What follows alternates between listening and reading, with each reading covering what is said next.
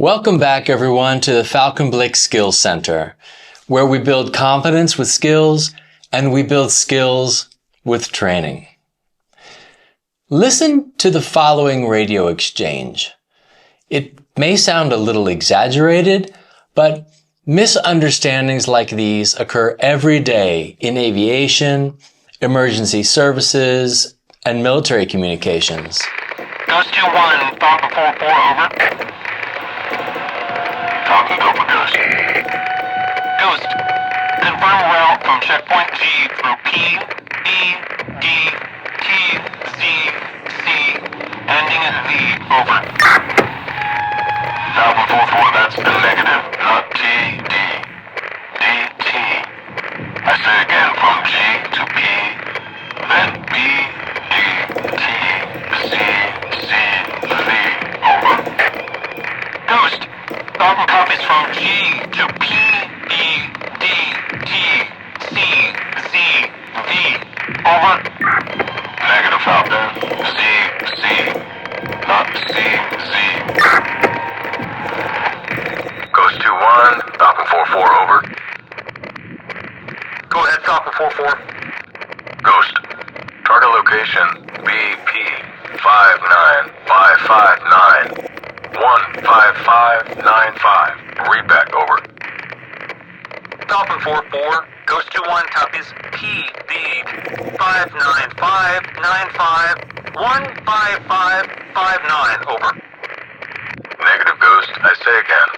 BP 59559 15595. Communication errors don't have to result in casualties or property damage to be a problem. Often, the time lost correcting misunderstood transmissions is already enough to jeopardize a time-sensitive mission. The challenge becomes even greater when communications take place over noisy radio networks with static interference, weak signals, or among international operators using English as a common language. Under these conditions, even simple letters like B and P, C and Z, or M and N can be mistaken for one another.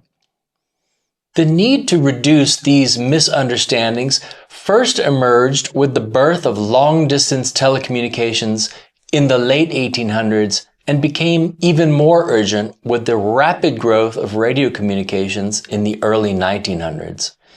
Engineers and radio operators quickly discovered that communicating individual letters by name was surprisingly unreliable, particularly over noisy radio circuits.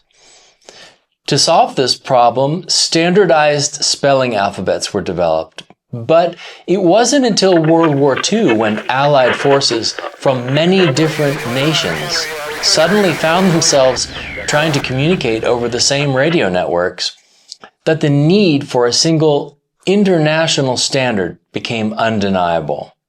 Following the war, years of international testing and refinement ultimately produced the spelling alphabet adopted by the International Civil Aviation Organization in 1956, a system that later became widely known as the NATO Phonetic Alphabet. Despite its name, though, the NATO Phonetic Alphabet isn't just for NATO. Today, it's the internationally recognized standard for spelling letters and pronouncing numbers over voice communications. It's used by pilots, air traffic controllers, mariners, emergency responders, amateur radio operators, and military organizations around the globe. The goal wasn't simply to invent memorable words. Every word was carefully selected to be easily recognized both in print and over the radio, while remaining intuitive to pronounce for speakers from many different language backgrounds, even when communication conditions were less than ideal. Let's go through them together now. You may notice that this chart also includes Morse code, semaphore, and signal flags. Those are all interesting subjects in their own right, but today we're only going to focus on the phonetic alphabet. starting with alpha. Now, you may notice that alpha is spelled with an F instead of the traditional PH. That change was made intentionally after international testing showed that the spelling ALFA was easier for non-native English speakers to recognize and pronounce consistently. Since many languages don't use PH to represent the F sound, the revised spelling proved to be more intuitive for an international audience. So next comes Bravo, Charlie, Delta, Echo, Foxtrot, Golf, Hotel, India, Juliet. You're probably wondering about the double T at the end there. Well, like alpha, the spelling was intentionally modified during international testing to encourage consistent pronunciation among speakers of many different languages. Next comes Kilo, Lima, Mike, November, Oscar, Papa, Quebec, Romeo, Sierra, Tango, Uniform, Victor, Whiskey, X-ray, Yankee, and finally Zulu. Now you've probably noticed that there's a pronunciation guide for the numbers as well. Let's go through them too. 1, 2, tree. That's not a mispronunciation. Because many languages don't use the English TH sound, 3 is naturally pronounced differently around the world. To eliminate those variations and create a single internationally understood standard, the official pronunciation became tree. Fower, fife. 5 became fife because the modified pronunciation is more distinct and easier to recognize over poor radio communications.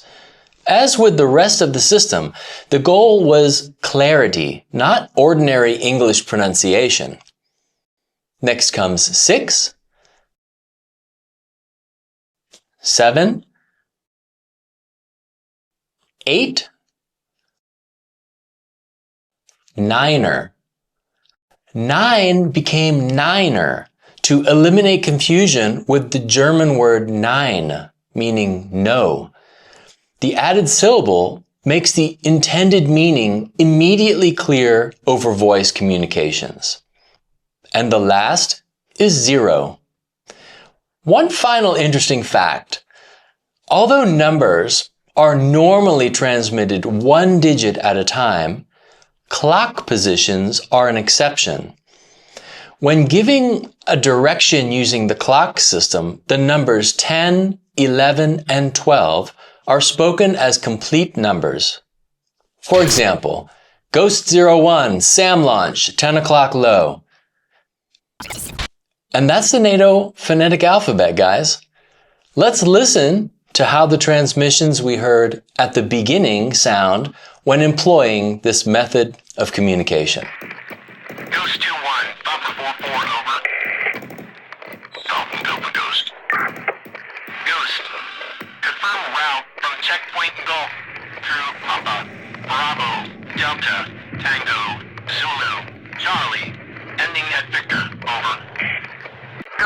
1. Stop before 4, over. Go ahead, stop before 4. Ghost.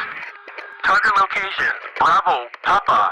5, 9er. 5, 5, 9er. 1, 5, 5, 9er, 5.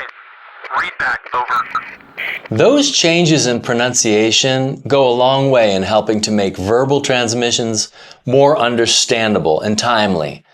Don't worry if you can't remember every word right away. The goal isn't really memorization, it's familiarity.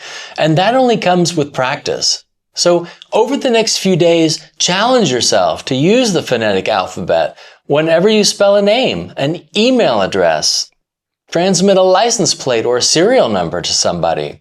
And before you realize it, you'll find yourself recalling the words without even thinking about it. It's training like this that will help you build the skills you will need to have the confidence when it matters.